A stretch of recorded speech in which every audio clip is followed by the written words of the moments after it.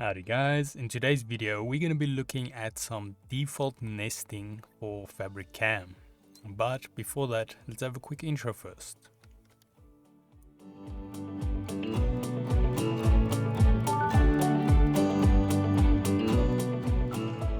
So today's video can be found on softwaretraining.co.za. We make short and easy to watch problem solving videos, and we also have daily updates. Otherwise, back into the program here. Now with our scene set up like we've done before, we're gonna just be quickly looking at some default nesting options. Now in most cases, or should I say about 80 to 90% of the cases, you're probably just gonna use the default.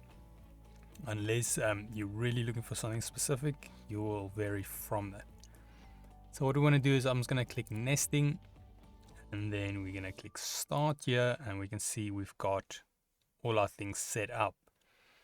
So I'm going to leave everything as is, say accept, and then it will automatically throw all of this into our canvas. Now this will be the default nesting.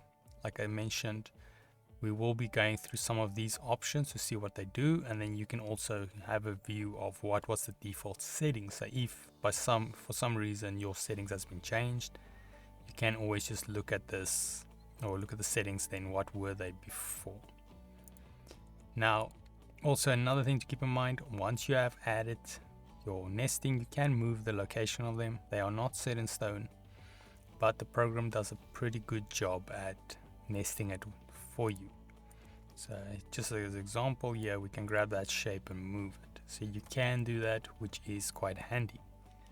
But yeah, otherwise this will be the default nesting. It's going to try fit it according to the default values, which has been set over here, and then fit it best into your scene. So just a quick recap again. So this will be your default nesting, and by like I said, 90% of the time you're probably going to be using this, and you don't have to worry about going advanced things. But once this canvas gets really full or stuff like that, you might want to look into using some more advanced tools. But yeah, otherwise that is it on the default nesting. If we head here to softwaretraining.co.za, you guys will notice we've got a variety of different softwares we do cover, and you can also isolate your search here on the top right. If you do not, however, find the training videos you're looking for, just simply go here, request a training video, fill in the mini form, and then we'll do our best to try and make that for you. But otherwise, thanks guys for watching, and cheers.